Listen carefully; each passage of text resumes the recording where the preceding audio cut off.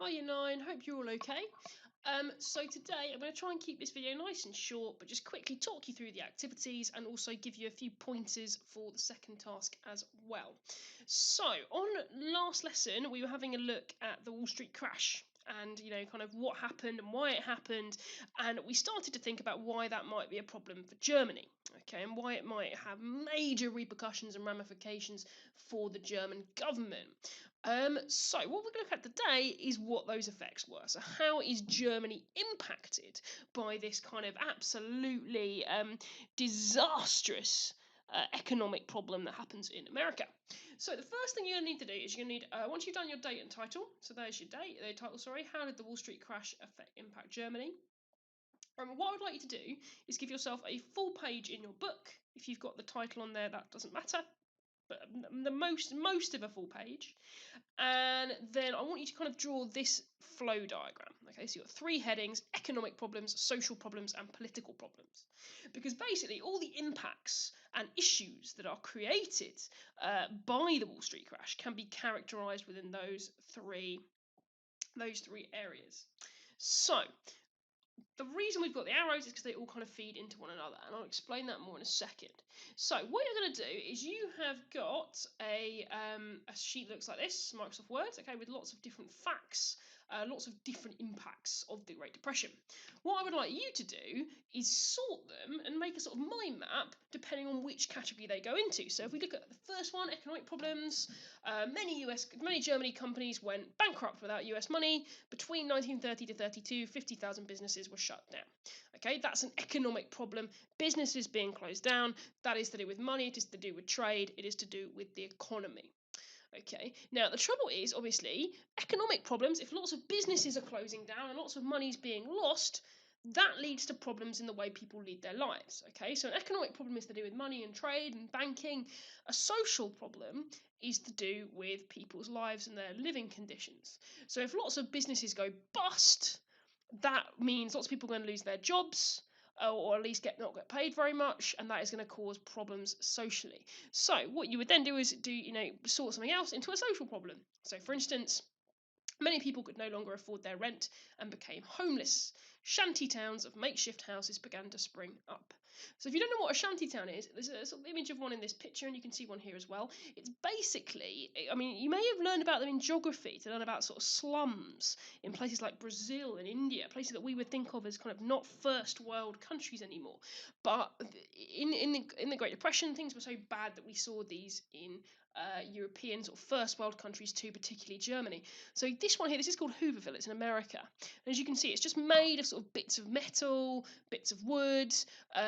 This one, obviously, it's kind of like a bunker, bits of stone, whatever people can find to make themselves a little hut to live in. Okay, that's called a shanty. So it's called a shanty town when you've got loads of people in one area living in these kind of rundown makeshift houses. Okay, so if you can't actually afford rent or a real house, you might have to make yourself one. Obviously, basically just a homeless person living in a sort of attempt at making more of a house. So we have economic problems, and obviously you're going to find lots more economic problems on this sheet, and you're going to put them all around economic. Same for social problems. And the third kind of problems we see are political problems. And again, these are connected, because if you have lost your job and you don't have any money and you're starving and you're poor, you are desperate and you are angry, and a lot of the time you're going to look to your government to solve your problem. And if the government doesn't solve your problem, you're going to have some real issues with the government. And that's exactly what we see happening in Germany after the Wall Street crash. So, for instance, the Weimar government failed to solve the problem. From 1930 to 32, Chancellor Brüning, who's the chancellor at this time, proposed higher taxes to pay for unemployment benefits, then cut the benefits. Brüning was blamed for the crisis and was nicknamed the Hunger Chancellor, because so many people were starving under his rule. He was the Hunger Chancellor. So there we go. We have an economic problem, okay, we have a social problem, and we have a political problem. And what I want you to do is sort all of these, and there's quite a few, it's a whole page, and sort them into these categories. So you are going to have to write them down, okay? I mean, you can cut them out if you're able to print it, but otherwise you're going to need to write them onto your book, all right? Obviously, you may summarize if you need to, but you need to make sure you are getting the key details. So, for instance, in this one, that's the date and the 50,000 businesses.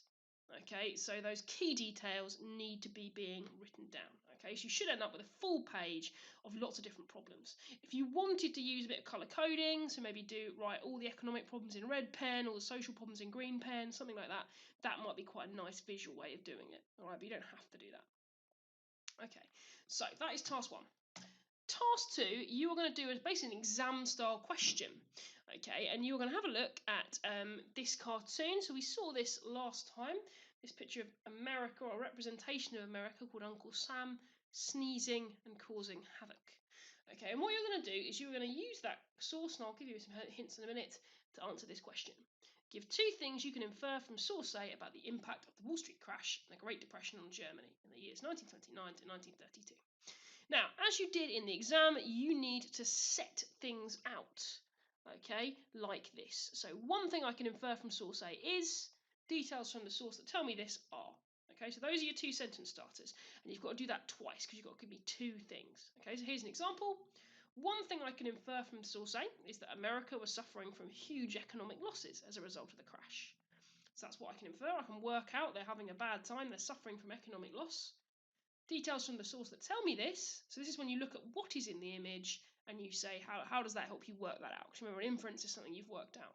So details from the source that tell me America suffered economic losses is the figure that represents America is crumpling up tissue paper. And if you look, it's not actual tissue paper, it's money.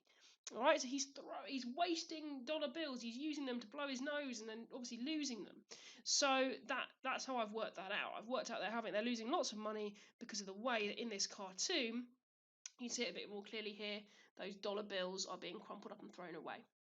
So, to help you try and get the most out of this cartoon, I'm going to spend a minute or 2 just talking you through some of the key features, all right? So, this figure in the middle, as I said, he is meant to represent America, the United States, and his name is Uncle Sam. You may have heard of that, Uncle Sam. It's a kind of famous kind of cartoon figure that is often used to represent America as a country, as a sort of, metaphor, a sort of personification kind of character. Okay, so let's think about what's happening to him. So, Uncle Sam, i.e., America, is sneezing. What could have caused him to sneeze? Well, the Wall Street crash, right? That's what it represents. He's sneezing, and what is all around him? What is that leading to? If you sneeze on somebody, and we really should know this more than ever right now, what is that possibly going to do to other people around you if you are sneezing? You tell me, all right? Now let's think about who is potentially being impacted by this sneezing that's going on. Let's look at these figures. This guy in like a little lederhosen like that, this guy in a fluffy hat, who could they represent? Well, what country do we know, let's start with the easy one, that wears big fluffy hats? Stereotypically, Russia, right?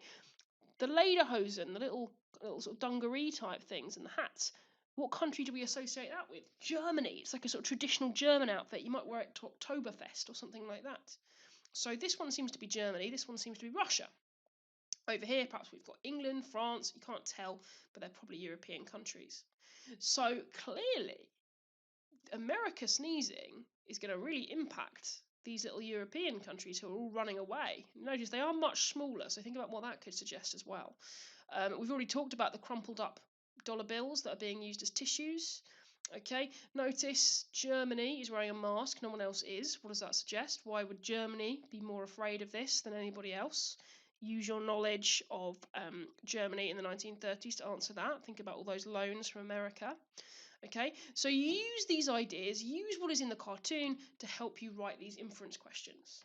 And what I would like you to do is one of them, so obviously you've got to give me 2 things, put them in your exercise book, and then what I would like you to do is write one of your 2 things, so one of your thing that you can infer and the details, so one set of 2 sentences, I would like you to put that onto Microsoft Teams on the relevant channel, which will be called Impacts of the Wall Street Crash, and then I can reply to it and give you a little bit of feedback. All right.